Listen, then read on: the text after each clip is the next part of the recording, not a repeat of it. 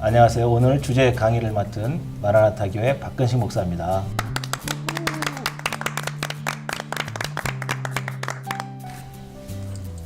날마다 CTS 아침 변화산을 시청해 주시는 우리 성도 여러분들 반갑습니다.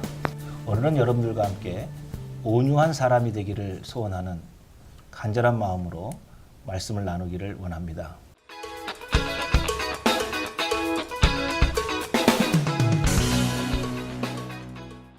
마태복음 11장 19절에 보면 온유는 예수님이 스스로 묘사하신 성품입니다. 온유한 사람이 되어야 한다고 말하면 도대체 어떤 사람이 되어야 하는가? 또 지금 나는 어떤 사람인가? 내 자신을 판단해 볼 때 애매모호할 수도 있겠습니다.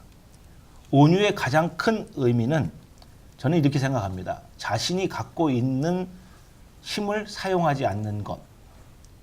오늘 이 대목을 주목해서 우리 함께 생각해 보길 원합니다. 예수님은 말씀 한마디로 여러분 아시는 것 같이 풍랑을 잔잔하게 하신 분이죠. 그리고 하늘과 땅의 모든 권세와 영광을 가지신 분이라고 여러분 알고 계실 겁니다.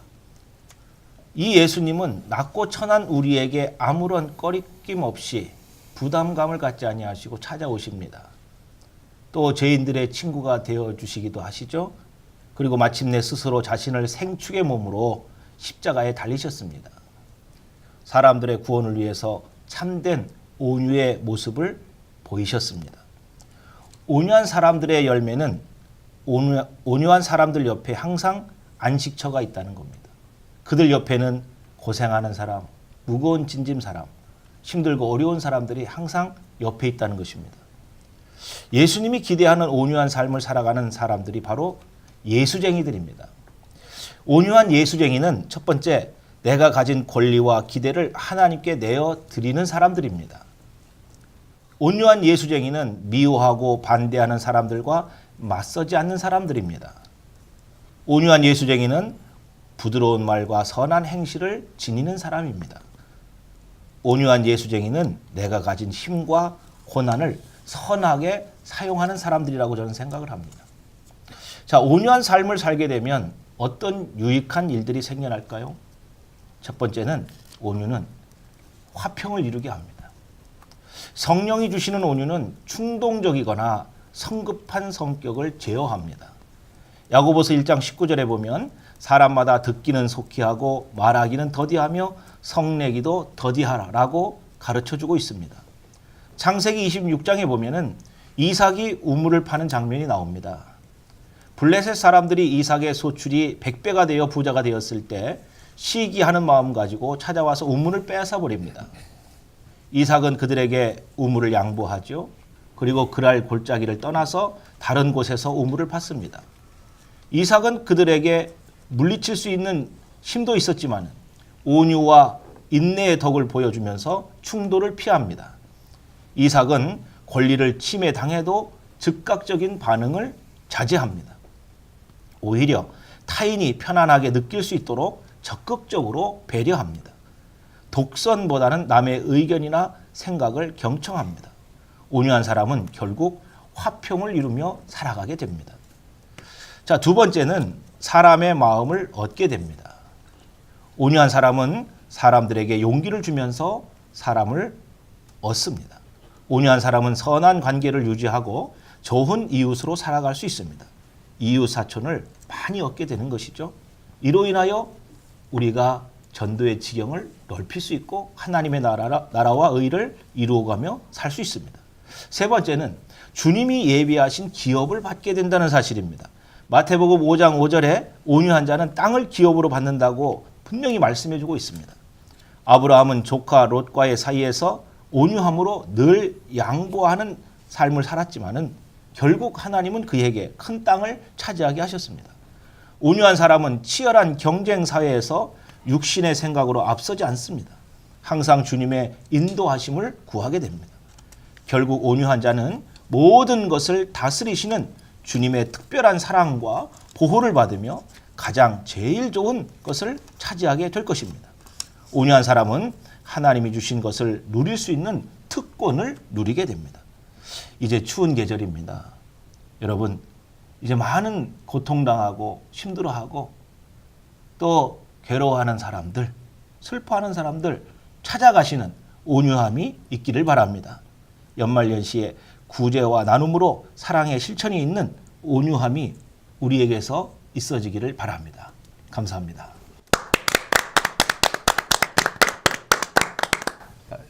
예, 오늘 주제 강연 사회를 맡은 대전성지교회 심상여 목사입니다. 늘 이렇게 성경적인 그리고 무엇보다 신앙적인 말씀으로 우리들에게 큰 은혜를 주고 계시는 박근식 목사님 오늘도 모시고 좋은 말씀 들었는데요. 너무 감사드립니다. 먼저 우리 패널들부터 한번 소개해 드리겠습니다. 안녕하세요. 세종배단의교회 남보현 목사입니다. 반갑습니다. 청년들의 봉이 되고 싶은 비타민 목사 민병우입니다. 네, 비전 성결교회 섬기는 비전 머슴 백광현 목사입니다. 반갑습니다. 네, 안녕하세요. 네, 마라나타 나사렛교회 박근식 목사입니다. 반갑습니다. 우리 오늘 하셨던 말씀을 잠시 요약해 보면 마음을 내려놓고 온유라고 하는 예수님의 자세, 빌립보서 2장 7절처럼 자기를 비워 종의 형체를 가지셨다고 하는 그런 비움의 원리와 함께 거기를 주님께서 성령의 힘으로 채우셔서 어떻게 우리가 소외된 이웃에게 나가게 갈 수 있을까, 그런 정말 겨울에 맞는 메시지를 이렇게 해주셨습니다. 먼저는요, 네. 우리 남 목사님, 뭐부터 비워야 될까요? 네. 저는 머리가 많이 비어서 가고 있어요. 비우는 거 싫어하는데, 아무튼 그 온유의 영성이라는 제목을 가지고 말씀 전해주셔가지고 제가 먼저 강의 들으면서 생각했던 것은 그 신학교 다닐 때 배웠던 그 온유라는 헬라어 단어입니다. 물론 지금 생각이 나지 않죠. 네, 그러나 의미가 생각납니다. 교수님께서 저희들 가운데 강조하시면서 뭐라고 하시냐면, 이 성경에 나오는 온유라는 단어가 야생마를 길들여서 놓은 상태를 뜻하는 단어다. 이렇게 설명해 주셨어요. 그러니까 생각해보면 야생마는 정말 야생에서 저희가 표현하는 그대로 야생마의 삶을 살았던 것인데, 그를 데려다가 잘 길들여서 똑같은 힘과 능력이 있고 또 그 안에 그 야생의 그 생명력이 넘치지만 주인에게 길들여져서 이제는 주인이 가라는 대로 가고 또 멈추라는 대로 멈추는, 그렇게 제어되는 힘이 됐다. 네. 그것을 저희한테 강조해 주시는데, 제가 신학생일 때 그것이 굉장히 인상 깊게 다가왔어요. 네. 철부지 시절이지만 20대 후반에 이것저것 다 할 수 있는데 내가 가지고 있는 모든 것들을 주님을 위해서 통제받고 제어받는 삶을 살면 좋겠다. 제가 그때 기도드렸거든요. 하나님, 제가 야생마인데 하나님께서 저를 잘 길들여 주셔서 하나님의 손 안에 있는 이 힘과 능력을 하나님께만 온전히 다 드릴 수 있는 그런 온유한 인생 되게 해달라고 제가 그렇게 좀 기도했던 생각이 납니다. 그래서 오늘의 강의가 저한테 다시 한번 너무나 좋은 기억들을 되살려 주시는 그런 강의여서 너무 좀 행복했습니다. 우리 민병우 목사님 말씀. 네, 저도 남 목사님 말 얘기하시니까 저도 말 얘기를 한번 하면, 천리마가 있잖아요. 천리. 뭐 천리길, 하루에 천리길을 간다는 그런 말 있잖아요. 근데 그 천리 말도 아무나 이렇게 못 트레이닝을 한다는 거죠. 유일하게 천리만지 아닌지를 확인할 수 있는 유일한 사람만이 그 말을 잘 길들여서 천리길 갈 수 있는 훌륭한 말로 기른다고 하더라고요. 근데 저희 아내가 결혼을 할 때 저한테 한 말이었습니다. 제가 천리마고 저희 아내는 트레이너. 그래서 지금 10년 결혼 생활을 했는데 제가 잘 길들여져서 저의 욕심, 또 어떤 그 다양한 어떤 재능, 이런 것들을 좀 세상을 향하지 않고 주님께 향할 수 있도록 제가 잘 트레이닝 된 게 아닌가, 그런 생각이 좀 들고요. 저는 이제 청년들한테도 그렇게 말하고 저한테도 스스로 말하는 건데, 소유보다 향유다. 왜냐하면 내가 어떻게 다 갔니? 근데 하나님은 나에게 다 주셨다. 이 모든 우주 만물을. 그러니까 내가 이 땅의 욕심들을 좀 내려놓고 또 하나님께 주신 것들을 좀 향유할 줄 아는, 또 주신 것을 즐길 줄 아는. 그래서 가까운 데 대전에 좋은 공원도 많고 좋은 산도 많거든요. 가면 제가 꼭 얘기합니다. 그래서 이 산은 내 산이야. 이 공원은 내 거야. 그래서 많은 사람들한테도 오픈해서 좀 즐기도록 하고 있어. 주님 감사합니다. 뭐 이렇게 하는 게 있거든요. 우리 아빠 건데. 네. 아버지가 같으셔갖고. 네. 아, 형제간에 왜 싸우세요? 알겠습니다. 예. 세상을 바라보는 그 엄청난 하나님 안에서의 네, 자신의 모습. 네. 그것으로 하나님을 위하여 살길 원하는 목사님의 말씀 참 감사드립니다. 우리 백광현 목사님, 네. 비워야지 될 게 있다고 하면 어떤 걸 비워야지 될까요? 글쎄요. 저는요 교만하지는 않은데 저희 아들이 얘기를 자뻑이라고 잘난 척을 잘한다고 예. 하는데 오늘 목사님 말씀 들으면서 온유는 power under control, 그러니까 통제되고 있는 힘 맞죠? 그런데 오늘 목사님 무슨 말씀하셨냐면 이 온유한 사람 옆에 피난처가 생긴다, 은신처가 생긴다. 그래서 그 말씀 들으면서 뜨끔한 거예요. 지금 제 근처에 온유한 백 목사를 기대서 은신처 삼은 사람이 몇 명이나 있나. 네. 참 빈약하더라고요. 제가 가만히 생각해 보니까. 그래서 그렇구나. 내가 은신처가 되고 내가 기댈 언덕이 되고 안아줄 품이 될 수 있다면 첫째는 잘난 척하지 말아야 되겠다.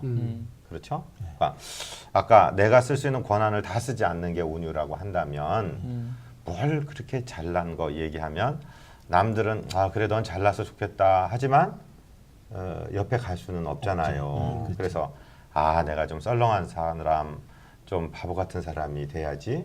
지금도 충분히 바보 같지만 그래서 아무나 기댈 수 있는, 아이들도 달려와서 안길 수 있는 그런 넉넉한 품을 가진 온유한 사람이 돼야 되겠다 이런 생각했습니다.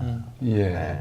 사실은 우리 백 목사님은 내려놓기가 쉽지 않으시죠. 영어도 잘하시고 방송도 잘하시고 또 이제 여러 가지 인생에 가지고 있었던 퍼스널 히스토리라고 그러나요? 그런 이력을 보면 참 귀한 것들이 너무 많기 때문에 그리고 이제 우리 방송하시는 분들은 모르는 우리 안에서의 이런 교제 속에 정말 존경할 부분들이 많은 분이거든요. 그런데 그런 것들을 내려놓으면서 사신다는 것은 참 어려운 것 같아요. 그럼에도 불구하고 그 자세가 하나님 보실 때 합당하리라 그렇게 생각합니다. 네, 우리 박 목사님 어떤 거 내려놓으시고 싶으세요? 외모? 오늘은 저기 말 얘기 많이 하는데 야생마, 천리마 다 나왔는데 제가 말띠군요. 네. 제가 잘 달렸던 사람이에요. 네. 이제 초등학교 때는 축구 선수, 예. 고등학교 때는 배구 선수. 어. 운동이라면 너무너무 좋아했어요. 네. 그런데 하나님께서 신학교 2학년 때 다리를 딱 부러놨어요. 아유. 그때 편입에 들어갔는데 바로. 그래서 하나님, 제가 이제 그 경영학을 하고 이제 편입을 하게 됐는데 하나님께서 부르셨는데 왜 내 다리를 이렇게 부서뜨려 놓고 사고 나게 하셨습니까? 하나님이 부르셔서 신학교 선제동산에 갔는데 이런 사고가 났으니 하나님께서 치료해 주셔야 됩니다. 만일에 치료해 주시지 않으면 저는 이 길을 못 가는 거 아니겠습니까? 그래서 의사가 이 다리가 부서진 거를 이제 전부 다 수술을 해서 그 뼈 조각이나 이런 거 다 걷어내고 수술을 해야 한다고 했어요. 근데 저는 하나님이 부르셨으면 하나님 책임져 주십시오. 예. 그렇게 하고 이제 저는 한마디도 그 뭐랄까요, 오기를 부렸다 그럴까, 어떤 하나의 매달려 있다 할까. 그래서 의사가 저 그 다리를 이제 통기부술을 다 하고 그냥 그렇게 제가 해달라는 대로 했어요. 나중에 다리가 어떻게 되든 내가 책임질 테니까 하겠다. 그렇게 하고 베드에서 하루에 하나님 아버지 하나님께서 부르셨으니 고쳐주십시오. 예수님 이름으로 기도합니다. 이 짧은 거를 10,000번씩 했어요. 눈만 뜨면 그 기도를 한 거예요. 그리고 나서 이 다리가 이렇게 걷게 됐어요. 할렐루야. 그 하나님께서 나의 어떤 육신의 어떤 그 막 그 뛰어다니는 그 모든 것들을 내려놓게 하기 위해서 두 다리를 부숴놓고 또 네 다리는 내 거야. 뭐 이런. 그 지금도 한 3시간 집회 이렇게 하게 되면 좀 피곤은 좀 느낍니다만 그게 적당해요. 그렇게 사역하는데 아무 지장이 없게끔 그걸 인도하시는데 내 육신의 어떤 그 혈기나 어떤 그 놀기 좋아하거나 돌아다니기 좋아하거나 이건 목회자에게는 꼭 필요 없는 것 같아요. 네. 이런 거를 이제 이제 내려놓게 하신 그런 경험이 있어요. 그래서 우리 박 목사님 말씀을 들어보니까 아담아 내가 어디 있느냐 그랬는데 박근 씨가 내가 어디 있느냐 다 저 틀린 길로 안 가게 하시고 또 이제 야곱의 환도뼈를 꺾으셔서 순종의 사람, 과거와는 달랐던 자기의 인생의 방향과 다른 길을 걸어가는 하나님의 손에 붙잡힌 사람의 모습을 오늘도 뵙게 되고 그때의 그 시발점에 대한 것을 깨닫게 되었습니다. 너무 네, 감사한 네, 것 같아요. 예, 한 가지 더 말씀을 나눠도 좋을 것 같습니다. 남 목사님, 네. 이제 그 우리가 비우고 난 다음에 성령의 능력을 이제 채우는 걸 우리 박거식 목사님 말씀을 네, 해주셨거든요. 그러면 이제 새로운 힘이 생겼는데 그것을 가지고 어디로 사용하고 싶으신지, 그러니까요. 혹은 그런 조우님을 구제라든지 어떤 네, 그런 네, 사례담이 있으면 한번 들려주시면 좋을 것 같습니다. 이제 목사 말씀하신 것을 이제 개인적으로도 적용할 수 있겠지만 저희가 사실 교회잖아요. 그래서 교회로서 저희가 적용할 것도 참 많다. 예전에 이제 어떤 분이 그런 말씀하시더라고요. 베드로하고 요한 사도는 은과 금이 없어서 예수님 이름으로 사람을 일으켰는데 오늘날 교회는 예수님 이름의 권세는 없고 은과 금이 많다. 그런 말씀하시는데 좀 어느 정도 공감이 되면서 우리가 이러면 안 되겠다. 이제 그런 생각이 들었는데 교회가 사실 재종도 있잖아요. 물론 뭐 이건 격차가 있습니다. 격차가 있지만 하나님 말씀하신 교회의 5대 사명 중에도 저희가 구제하고 봉사하는 것이 들어가 있고 그래서 우리가 가진 그런 여러 가지 뭐 시간이든 재물이든 재능이든 세상 속으로 저희가 흘려보내는 역할을 해야 되는데 그것이 방향도 없고 그냥 저희가 이렇게 축적해 놓은 어떤 것이 된다면 저는 그것은 교회에 아주 치명적인 오히려 해가 된다. 예. 저는 그렇게 생각합니다. 그래서 그 방향의 문제에 있어서는 이제 저희가 지금 한참 12월 중순이잖아요. 이웃들과 나눠야겠죠. 당연히 나눠야겠죠. 물론 저희는 이제 아직 교회가 이제 작기 때문에 저희가 할 수 있는 것을 하는데 저희가 세종 지역에 이제 고운동 지역과 공주 장군면 그 인근에 있어요. 네. 교회가 위치가 그렇게 되어 있습니다. 그래서 이쪽은 아주 그냥 신도시고 또 저쪽은 아주 시골이에요. 그래서 어떤 분들 저희가 도울 수 있을까 고민하다가 그 시골 지역에 사시는 노인들께서 이런 겨울에 난방을 못 하시는 분들이 의외로 많으신 거예요. 그래서 저희가 이제 교회에서 좀 면사무소에도 가보고 또 동네 분들한테도 여쭤봐서 저희 교회에서 도울 수 있을 만큼 그분들의 주소 같은 것을 파악해서 저희가 작년부터 시작해서 이제 난방을 좀 돕고 있습니다. 근데 이제 뭐 그래봤자 뭐 수십만 원 저희가 예산 쓰는 것인데 저희가 교회 이름을 밝히진 않았어요. 뭐 구제할 때 뭐 너무 막 사진만 찍어대고 뭐 담임 목사 이름 내려고 하는 그런 모양새가 좀뭐 젊은 사역자로서 썩 좋게 보이지 않아서 그냥 오른손 하는 일 왼손도 모르게 하면 좋겠다. 그래서 이제 주유소에 전화해서 어디에 뭐 기름 좀 가져다 주세요. 누구셔요? 여기 뭐 인근에 있는 교회 목사입니다. 그랬더니 그래도 어느 교회인지도 알려주셔야죠. 그래서 끝까지 말씀을 안 드렸더니 사장님이 화를 내시더라고요. 나중에. 그래서 이제 사장님은 알고 계시라고 저희가 뭐 이렇게 교회 이름 내고 싶지 않다고 그래서 말씀드리고 이제 그분들이 기름 갖다 드리는 거 저희가 멀리서 지켜보고 또 연탄 필요하신 데는 또 연탄을 그렇게 주문하고 나서 또 멀리서 지켜보고 그랬던 적이 있는데 그 이제 연결해 주신 분이 나중에 이제 그 할아버지 할머니들이 고백하신 걸 저한테 전달해 주셨어요. 그런데 한겨울에 냉골에서 사시다가 어쨌거나 추운 날 이렇게 방에 불을 떼고 밤을 보내는데 천국 같았다고 표현을 하셨대요. 그러니까 제가 직접 들은 얘기는 아니에요. 네. 중간에서 그 일을 도와주셨던 분이 목사님 그 할아버지가 그 할머니가 천국 같대요. 그 말씀을 하시는데 그분들 어쨌거나 교회에서 예수님의 이름으로 도움받은 거 아시니까 그분들 마음속에 얼마나 참 예수님에 대해서 또 교회에 대해서 따뜻한 마음을 품게 되셨을까 제가 그런 생각하면서 참 흐뭇했던 그런 경험이 있습니다. 그래서 특별히 좀 돈 많은 교회들이 이 우리의 그 가진 것의 방향을 우리의 힘을 뭐 자신의 뭐 기득권을 지킨다든가 아니면 세상에서 교회의 어떤 물리적인 힘을 보여주는 데 쓰지 않고 말씀하신 대로 세상을 섬기는 일에 더 많이 쓰면 좋겠다. 그런 생각하게 됩니다. 예, 할아버지 할머니들에게 천국을 줬더니 남 목사님 마음과 교인들의 마음에 천국이 생겼어요. 네. 저는 천국에. 예. 거기에서 하나님께서 그 마음을 받으셔서 이곳까지 인도하셔서 간증하게 하시는 하나님께 영광을. 그러시고 예. 하나님이 사용하고 싶으셨고 간증하게 하시고 싶으셨던 것 같아요.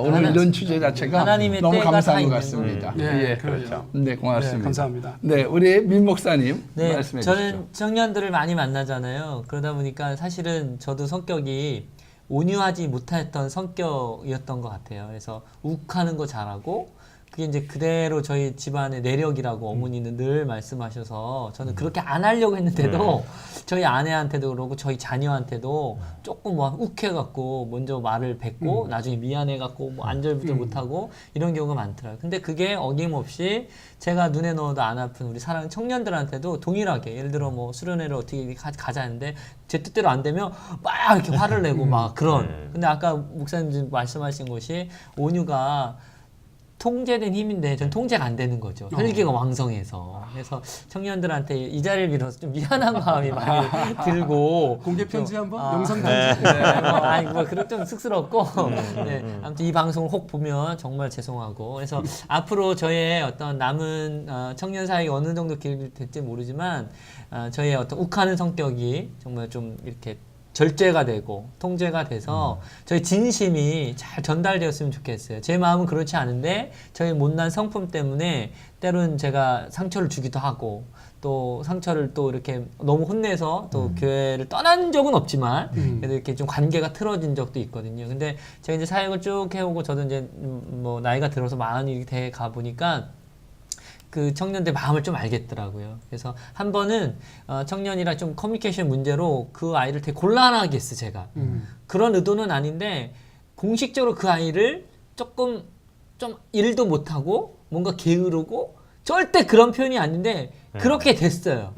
그렇게 돼서 너무 미안하더라고요. 그래서 장문의 편지가 그 친구의 표현을 해서 너무 고마웠는데 길게 어떻게 목사님 그렇게 할 수 있냐고 너무 미안해요. 그래서 제가 찾아가서 그 친구한테 뭐 무릎 꿇는 건 아니지만 정말 정자세로 정말 미안하다, 잘못했다. 목사님 그런 의도는 아닌데 그럴 만한 충분한 오해가 있었겠다. 마음 풀었으면 좋겠다. 하고 한참을 그 친구에게 저의 마음을 표현한 적이 있거든요. 그래서 그거 보고 나서 아 나도 많이 하나님이 이렇게 훈련시키시구나. 저희 안에는 저를 천리마를 시키셨는데 하나님은 저를 이렇게 온유한 자로 하늘의 기업을 주시기 위해서 이렇게 훈련시켜주셨구나. 그런 마음이 들고 그런 생각이 떠올랐어요, 목사님. 아, 그러셨군요.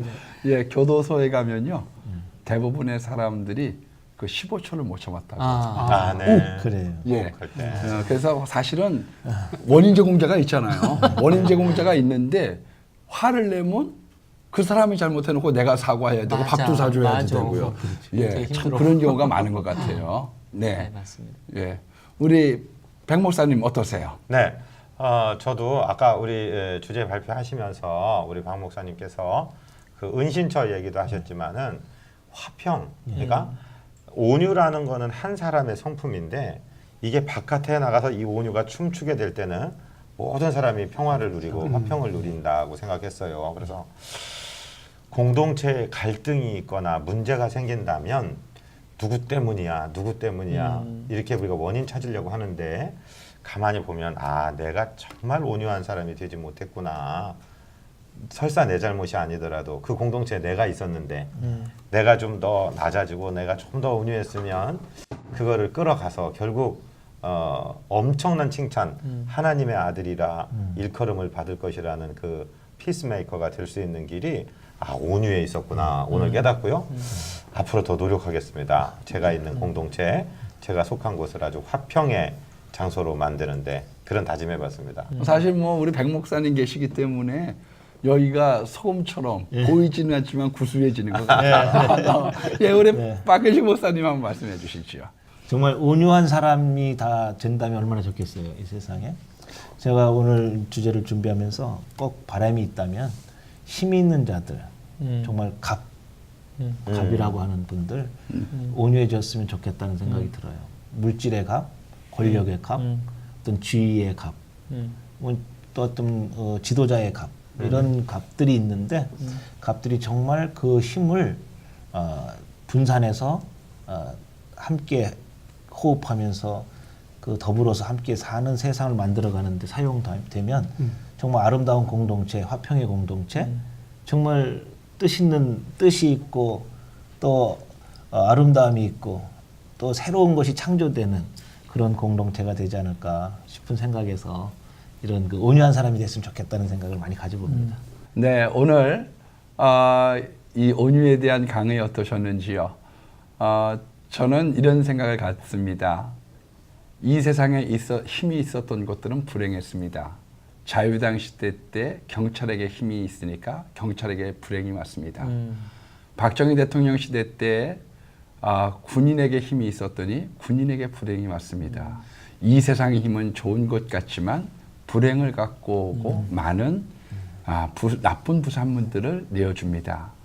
성령의 힘을 받아서 육체의 기회를 삼지 말고 하나님의 선하신 방법을 따라 오늘 파라코 말씀을 해주신 것처럼 그 선한 일에 도구가 되는 우리 시청자분들이 되기를 바라면서 마지막 구호 외치면서 끝내겠습니다.